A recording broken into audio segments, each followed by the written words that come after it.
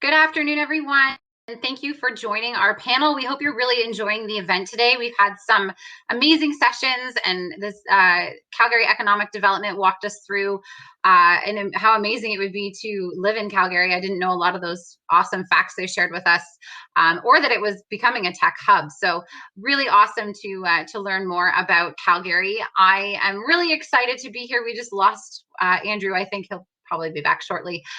Really excited to end the event today with some amazing recruiters from some of the top tech companies in Toronto. We're going to go through, we're going to learn a little bit more about them. We are also going to talk a little bit about, applying to tech jobs from a recruiter's perspective. We're always hearing from career coaches and articles and things like that, but we don't really get to take advantage and hear about it from a recruiter's perspective. So really looking forward to hearing some insights. We're going to talk about resumes. We're going to talk about cover letters. We're going to talk about interviews. We would love to take questions from all of you as well, so we can get the most out of this panel today. So if you do have a question, I'm going to facilitate that as we go along. If you can put that in the stage chat, so just on the right-hand side, you'll see stage, and there's a chat there. So if you have any questions at all to any of our panelists, I would be happy to facilitate that, or just any questions in general. Feel free to ask them at any time. So I want to get started because we don't have a lot of time. I'm joined by, again, some phenomenal recruitment talent in the GTA. Really honored to be here and really want to thank them for their time, first of all, for being here today. So I'm joined by Dmitri Stupak, who's IBM Talent Acquisition Programs Manager. I'm joined by Vanessa Presta, who is the Talent Acquisition, is it manager? It says Talent Acquisition for SoundHound. Is that correct? Yeah, okay. And working as a technical sourcer for SoundHound and focusing on talent and culture. Awesome. Thank you for joining us. And Andrew Deacon, who is the Director of Talent for Briza. So thanks again, guys, for being here. Really looking forward to this discussion. So I want to start out just by maybe you guys introducing yourselves. Maybe you can talk a little bit about your organization. I know Dimitri's already been very excited about how many roles he's recruiting for. So we're going to start with Dmitri, and we'll kind of make our way around and we'll introduce ourselves and our organizations, and maybe how you got into recruiting, how long you've been in recruiting, anything you kind of want to share with our attendees today. So we'll start with you, Dmitri. Sure. Thanks, Rachel, and really good to be here. Glad to share some insights from my perspective as well as from IBM's perspective. I've actually started off in recruiting over 10 years ago, and for a majority of my career, I used to work for different recruitment agencies. So I come from an agency background and I used to work in smaller companies like 10 people, 20 people, 30 people, and then at one point, I got referred into a job at IBM, and then all of a sudden I'm joining this huge behemoth of 350,000 people globally. So this is my first corporate recruiting job. I've been here for about 5 years now, and honestly, not looking back, it's a great place to work at. What I do at IBM now is I basically manage all of our diversity talent acquisition programs for IBM Canada, and I help enable our recruiters to make sure that they're making unbiased sourcing and selection decisions when they're looking at candidates. So yeah, that's kind of a short introduction of who I am, what I do. Again, happy to be here. Awesome. We're really looking forward to learning more. And Andrew, maybe we can have you give us a little summary next. Sure. Thanks, Rachel. Hi, everyone. So yeah, I'm Andrew. I've been in recruitment for just over a decade now. It's about 10 years. I worked at a variety of companies, like Dmitri started on the agency side for a few years. I was one of the earlier Uber Canada employees. So I started when we started to scale up and get over some legal hurdles in Canada. I joined Uber, was at then went to a Canadian SaaS company called Clio, and now I found myself at Briza. Really small. We just raised our Series A, so we're about 20, 25 people, but looking to grow to about 60, 70 this year. So mostly high growth kind of tech companies and at various stages. So yeah, it's been a fun ride so far. That's amazing. Thank you so much for sharing. And Vanessa, we'll end with you if you want to give us a summary of your organization and your background. Yeah, absolutely. So I started in about 7 years now, started in HR, transitioned to more of a recruiting specialty, now, of course, specific into tech. So I've been at SoundHound focusing on talent acquisition and workplace culture initiatives, mainly supporting engineering roles, and then also taking on, like I said, some culture projects. But SoundHound as a whole, we've been on a journey of pioneering solutions for a voice-enabled world, really trying to voice-enable anything and everything. I've been partnering with some exciting partners, Snapchat, Mercedes, for example, and I'll definitely be glad to share our website and talk about some more openings for sure. That's awesome. Well, thanks so much for joining us. So today we're going to talk a little bit about, some advice that you can be implementing in your job search. That's what we're going to start with. And towards the end, we're going to talk about just positions that these amazing organizations are hiring for. So we're going to do that towards the end. We're going to share some links with you so we can end on a really positive note, and you can get your resume fixed up and you can send them over to these awesome companies. So again, if you have any questions, please put it in the stage chat and we can answer them as we go along. But I'm going to start with Dmitri, and I want to start with resumes. I know, it's really hard right now with the amount of applications that are being put out, for each position for a job seeker to stand out. So what are you looking for, Dmitri? I'm sure you guys get hundreds of applications. You use an ATS system. What can people include on their resume? How can they get noticed, from your perspective? Well, yeah, so that's it, Rachel. We do get a lot of applications, and I would say that hasn't changed much since before the pandemic as well. So being in a big company, we have a well-known name, so a lot of people do reach out to us organically as opposed to us having to go out and find them, right? So as a recruiter in a company like this, I don't have a lot of time to spend on each resume, to be honest with you, right? When I have hundreds of resumes to review, I have to be quick about it. So when I look at a resume, I really need to make sure that I see what is really relevant towards the position that I'm recruiting for. So again, those keywords really have to jump out at me right away when I open the resume. It has to be 2 to 3 pages long. If it's 15 pages long, I don't have time to go through every page and look into detail for every role that you potentially had, right? Anything that's not relevant to the job you're applying to, like your extracurricular activities or your hobbies, I don't have time for that. I'm not interested until potentially we get to a point where we're doing kind of cultural assessments or how you fit on the team. Then at that point, we might talk about something outside of work. But initially, when I'm doing that first screen, I want to make sure that the resume that I'm looking at is relevant to the job that I'm hiring for. And it has to be quick. It has to be easy for me to get to that information. That's those are such great points. I mean, I've seen some resumes that are 10, 15 pages long for sure. And you want to highlight all of your skill sets and things like that, but there's no way that the job is demanding that much from you that you need a 10 to 15 page resume. So thanks for sharing. So Andrew, kind of moving on to and playing off of, Dimitri's points, what are things that you see on resumes, or what are you looking for when you're screening resumes, or what have you noticed that job seekers can improve upon through resumes that you've seen lately? Yeah, I get this question a lot. I think one of the one big piece of advice I tell people is when you're writing your resume, make sure it doesn't just read like a job description. Like if you're, within, like whether you're a software engineer, recruiter, like people generally are going to know what you do. Make sure you're focusing on like highlighting on what you built, what you kind of accomplishments, if you could bring numbers into it, great. But really like focus on like the wins and what you move from A to B while you're at, different companies on your journey. So I think some people kind of write in, just like really describe like verbatim what they do in a day. And really, I think it's, to stand out. I like the ones that really focus on like, okay, this person had a big impact. This person made a big difference.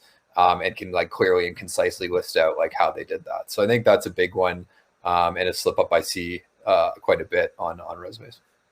Yeah, for sure. We're always talking about quantitative information or proving. Don't just say you have good, technical abilities. What are they? What courses did you take? Like you've got to have that proof and that backup. So that's a really good point. And Vanessa, we have a question that came in. Maybe I can address it to you. How can a career? And I like this question because I think a lot of people that are just graduating and they've got all this amazing educational experience and development, or maybe they studied to be an engineer. But how do they stand out, like in terms of their resume, if it's their first tech role? Like what are you looking for if you're hiring entry level, assuming that you do hire for entry level positions? Yeah, no, how can they stand out? Definitely a great question, and it's not easy, right? I think my biggest advice there would be persistence and would be particular interest in the company they're applying to. So kind of branching off what Dmitri and Andrew were saying, you want to stay relevant and you want to really emphasize those relevant skills that you have or projects that you've done in the past, but you also want to be persistent on following up with with interviewers you've spoken to, sending thank you notes, trying to connect and get out to events as much as possible early on in your career. Those relationships and connections, but most of all, I would say it's that interest. So emphasizing why you're interested, particularly in those companies you're applying for, can really go a long way, especially at SoundHound. We want to look at, people who are excited about voice technology, for example, and, not someone who's sent a resume with the wrong company name or, just kind of not having emphasized interest or skills. So that would be my greatest advice, especially early on when, trying to grab attention for sure. No, that's awesome. That's great advice. And Dmitri, similar question. Do you hire for entry-level roles? What are you looking for, when you're hiring for these entry-level roles on their resumes? I'm assuming it's mostly educational background. Well, it is to some degree. For entry-level roles, we do administer a technical test in many cases. So I would say probably 80 to 90% of our entry-level positions are developer type of roles. So we use HackerRank to give people a coding challenge to see how they perform on it. But in terms of just writing the resume, I think something that would really stand out for me, for somebody who may not have work experience yet, is if they've done side projects with the technologies that are relevant to the job that I'm hiring for. Maybe in their spare time they created an application on Android or iOS, something that shows that they have passion for technology and they're working on it not just to make money, but it's part of their lifestyle. They're really practicing it in the spare time when they don't have to. So when I see something like that on a resume, that gives me confidence that this person might be really worth speaking with. Great point. Yeah, absolutely. And Andrew, we have another question that came in from David. So he's asking, is it smart to put a skills section right at the top of your resume? I mean, I think it certainly doesn't hurt, but keep it kind of short. I think, for example, people still put fluent in Microsoft Office. It's literally everyone today is fluent in Microsoft Office. We all know how to handle Word and Excel and to some degree. So I think some people put everything under the sun and strong communication skills, that stuff's fluff. I think for a technical job, highlighting front and center the coding languages or that you're really familiar with or the specific tech that, hopefully is centered to the job you're applying to is important, but really it should be a pretty brief one.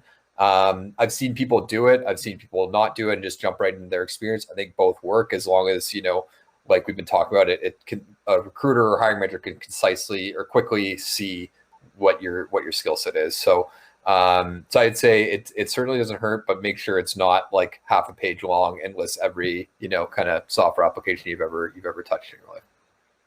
No, good point. So these are some awesome points for building a resume. And I think obviously it's your most important tool for yourself. And I've seen some awesome, people developing these digital resume portfolios and just these really unique, and just including a link on their resume, just unique ways to stand out that have been very tactfully done. So there's a lot of different, articles online and things. We've just scratched the surface with resumes, but I kind of want to keep going because we only have 15 minutes left.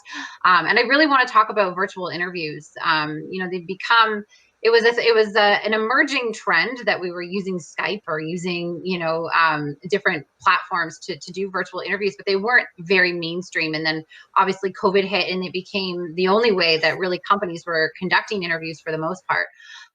So maybe Vanessa, we can talk a little bit about how has your process changed with the way you're conducting interviews and what are you looking for? What are you looking for in candidates in your virtual interview process?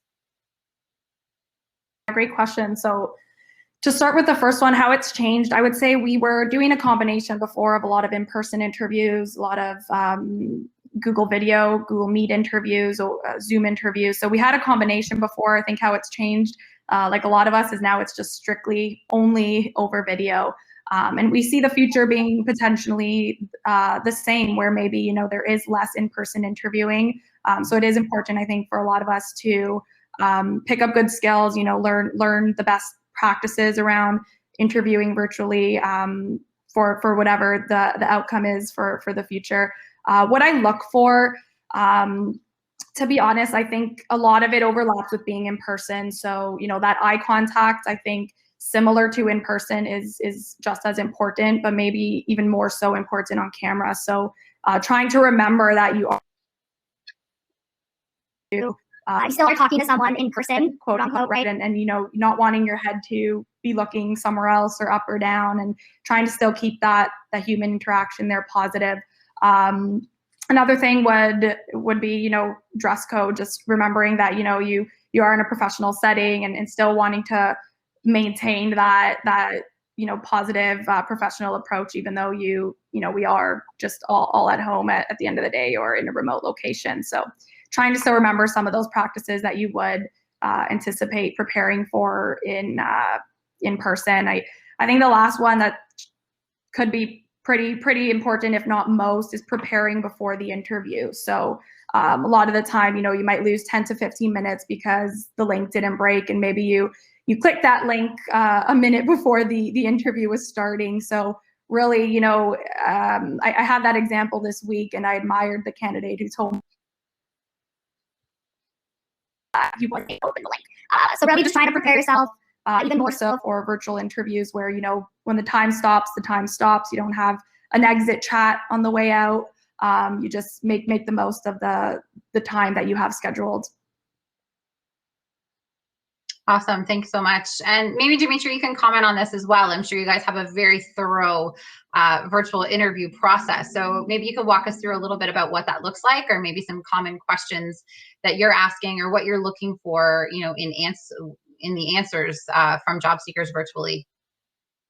Well, I mean, just to follow on from what Vanessa said, you definitely want to be ready for it, right? So make sure you're in a quiet and interrupted space. You don't have cats walking over your keyboard or something. There's no noise coming into your video chat.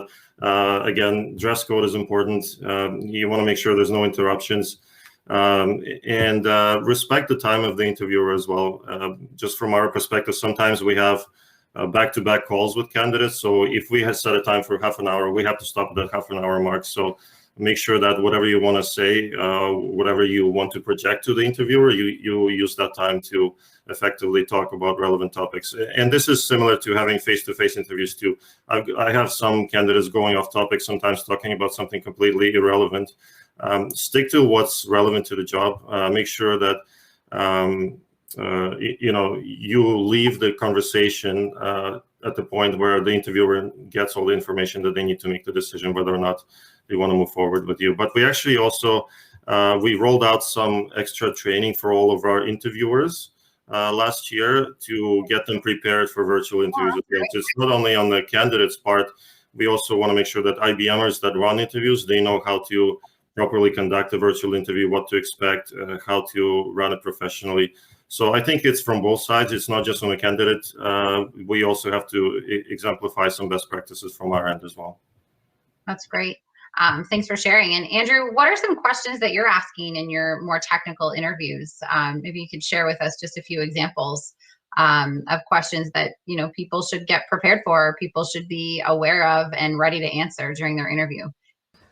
Yeah, absolutely. And I think, the way I've interviewed at or seen, more technical people interview and taught me how to do it, it was a lot of around kind of like going deep on a certain topic. So like, for example, usually like we call it a technical deep dive. I did this at my last company. We do it at this one as well. And we want to, like speaking to a software engineer, for example, like we start with like, what's something you're most proud of that you built or you on a team have built, and they'll say, whatever that application or software tool was. And then we're going to probe really deep on as to like how much they know about that, how much they understand like the interconnected parts, how much like what they built on that, like affected like other parts of it that they might not have been working on. We're really looking for like strong system thinkers who like look at the bigger picture as well as can like hone in and like really specifically understand like what the technology they're doing, what the impact was for the customer, and can go deep on that. Because I think like often like, answers can be kind of surface level. You're trying to be short and sweet. You kind of like give the general, but like how we get the right signals on people or try to with software engineers is by going deeper and deeper and seeing like, can they still hold up and understand what they actually were building and the impact they had. So I think that's like when I tell people technical candidates how to prepare for an interview, just like start to think about something you built or something you've been a part of that you're really proud of, and be prepared. Like, it might have been 3 years ago, like list out all of your contributions, list out everything you can remember about it. Like be ready to go deep on that, because a good interviewer is going to probe pretty deep on those topics. Great points. That's really good information. So definitely practice and have your information ready. That's for sure. I want to maybe take the next 5 minutes just to talk about, some of the roles that you guys are recruiting for in your organizations, and maybe share some links of where people can apply and find those links to those job postings. And during that time period, if anyone has any questions, maybe we'll save the last 5 minutes or so to do some rapid fire, question and answer just before we wrap up. So Dmitri, maybe we'll start with you if that's okay, just to kind of run through maybe some of the roles that you're recruiting for and how people can apply. Absolutely. So I'll put my my LinkedIn contact information and a link to our career site in the chat so everybody can see it there. I would say that in terms of our process, you have to apply to a role online first through our career site. That's always the #1 step. And that's because everything that follows that is done through our internal system. So scheduling interviews and then doing pre-offer checks, generating the offer, everything is done through that. So you have to apply. And another reason for that is because we have a big recruiting team. We have over 20 recruiters, and each one kind of looking after their own area. So even if you connect with me, but you've applied to a role that somebody else is working on, well, I may not be that helpful in terms of answering questions about that role for you. So you want to apply, and so that your resume goes to the right person. But in terms of the roles that we are hiring for, a lot of it is around cloud computing and artificial intelligence. So those tend to be really hot areas for us. So cloud engineers, cloud solution architects, DevOps engineers, site reliability engineers, technical sales managers, anything to do with cloud, AI, and digital transformations. Those are big areas for us. And location-wise, so we have several offices in GTA. Then we hire in Halifax, Ottawa, Montreal, and Calgary. Those are the biggest hiring locations for us. But do your own research. We've got hundreds of roles posted, and you can search by location, keyword, all of that. That's great. Thank you so much for sharing. And if you want to put your careers page, I don't know if I saw it come through yet, but there we go. Awesome. And Vanessa, maybe you can talk about some of your roles that you're recruiting for.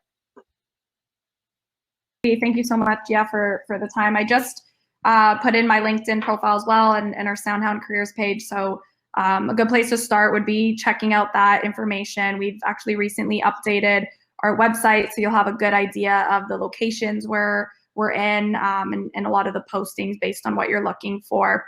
But location-wise, we're expanding globally. So we have quite a bit of opportunities in Toronto specifically, along with Europe, so Paris and Berlin.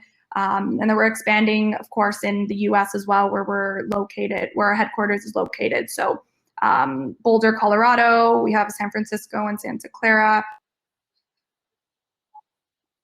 Wow. Some opportunities in Asia. In terms of locations, there's plenty in terms of job specifics, primarily engineering, but we do have some non-technical roles as well. In terms of the engineering roles, I'd say everything from server side roles, front end and back end engineering roles. Machine learning is really big for us, of course, as we focus on voice AI, speech technology roles, partner and program management roles if you're sort of hands-on, but also interested in those partner-facing roles. So quite a bit that you can check out there. And similar to what Dmitri said, applying online is always best. We of course use our ATS to keep things going, but I do encourage you to connect with SoundHounders, connect with us on LinkedIn, emphasize your interest, and I'd be glad to chat with you to see what there could be that best fits. Perfect. Thank you so much for sharing, and you included your link, so that's great. And Andrew, what about you? What roles are you hiring for? Yeah, mostly right now we're hiring software engineers as well as software engineering leadership. Right now, I think we just have a senior engineer posted, but there should be some other ones coming up in the next couple of weeks at various levels as we get ready to absorb more people. So yeah, mostly the focus is there, yeah, we're a growing startup, so that's bound to change as the months go by. So keep an eye on us, but for now, just predominantly software engineers. And in terms of like, you know, languages, skill sets, like we have our tech stack, which you can find on our webpage in our blog section, but we're pretty open to people with different kind of backgrounds. We're pretty language agnostic. We're comfortable with hiring strong engineers who can kind of learn our stack and get up to speed here. So if you don't see everything if you don't have everything on the job description, it's not a deal breaker. That's great. Thanks so much. So I'm going to take just a few. We have a lot of questions that came in. I'm just going to take a few of them, and then we'll wrap up. So we have about 4 minutes left. Vanessa, someone's asking if you do internships, just quickly before I get into the questions. Absolutely. I was just going to hit it in the chat there, but yes, absolutely. Okay. We have internships and co-op opportunities. They definitely fluctuate and change year to year, or, you know, month to month. We're always growing in that sense, but check out our careers page. That would be my best answer for at least current openings, and then keep an eye for future openings as well. Awesome. Thanks so much for that. So we have a question from Rupinder, who's asking, I worked on my resume, and after spending a good amount of time on it, I'm getting 2 interviews out of 20 applications. Would you be able to give any pointers on my resume for a junior software developer? Dmitri, you're maybe in the best position to answer something like this. I think you mentioned software development, but you know, that's pretty good. I think getting a couple interviews out of 20 applications is not bad. You know, but do you have any pointers for Rupinder? Yeah, it is actually. So especially when you apply for entry-level roles, we see the number of applications come through to those positions are probably 10 times as many as for senior roles. So you just got to keep at it. And without seeing your resume firsthand, I don't really know what you can change or improve on it. Just make sure that, again, it's easy to read, that you list. So if you want to modify your resume for every particular job you apply to, make sure that whatever's in the job description, if you've done it or you worked with those technologies, that's reflected on your resume and it's easy to find.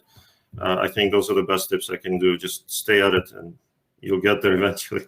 Yeah, absolutely. That's not a bad. I've heard a worse ratio there. That's not too bad. And then I guess Andrew, we have a question here for entry level positions. Should recent graduates limit the size of their resume to 1 page? Oh, I think you're on mute. General rule of thumb that I go by is that's 1 page is pretty good. I think, like, you know, you probably don't have a years of experience to highlight, and anything more than a page is probably too long-winded and getting just kind of you know, too long. I think it's like after 5 years, that's when you kind of expand to 2 pages as the general rule of thumb. These are all just like general guidelines, like it varies, you know, do you. But I think for new grads, like I like a 1-pager. Yeah, I think you can capture most, and like Dimitri's saying, you know, keep kind of if you have an extensive list of hobbies and that you have a cat, like when nobody really, I don't know a lot of recruiters that want to know, you know, the bulk of that information. So, you know, kind of keep it short. I mean, if you volunteer somewhere, if you've done internships, those are obviously important things. Yeah, and I'll also throw in, like, for like new grads, it hasn't been mentioned, but like, you know, or it probably has been mentioned, but I mean, like links to like GitHub profiles or like, you know, involvement in the tech community for new grad, it goes a long way to stand out, because I think it was, I can't remember if it's Vanessa or Dmitri, but just said like, you can show your passion, you can show your kind of like excitement, you're kind of planting yourself into the tech ecosystem. Like that goes a long way in the you know, large amount of applications we get for those roles. For sure. Absolutely. We're approaching 4 o'clock and I want to be sensitive of everyone's time here. So I just want to say thank you so much to our panelists. First of all, you guys come from such amazing organizations. We're really honored that you joined us today and shared some information with our attendees. We hope that everyone was able to take away some information from today. I know we talked about LinkedIn. We had a session with Calgary. We had this amazing panel where I think we gave a lot of information in a short amount of time. So really appreciate that. Make sure you check out all of these companies' careers pages, as well as Calgary shared theirs earlier today. They're becoming quite the tech hub, and they're really promoting that. So I just want to say thanks to everyone on behalf of TorontoJobs.ca. We have a lot of different virtual events that we run, a lot of general career fairs for students.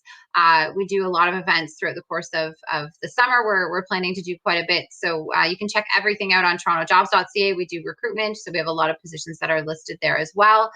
We're getting a lot of thank you messages, so thanks everyone for attending. And definitely check us out, TorontoJobs.ca. There'll be some links in the event chat for all of our services and events that we have coming up. And thanks again to everyone for joining us, and thanks for our panel. I think we're going to keep the networking section open for the next 10 minutes or so. So if you guys want to network with other attendees or recruiters, the networking is actually quite cool. You just share your audio video and you'll be matched with the next person that's on the platform. So really awesome kind of feature of the platform that'll be open for the next 10 minutes. So again, thanks so much to everyone for being here. I really appreciate it. And on behalf of TorontoJobs.ca, thanks again. Thanks, everyone. Take care. Have a great afternoon, everyone. Thanks.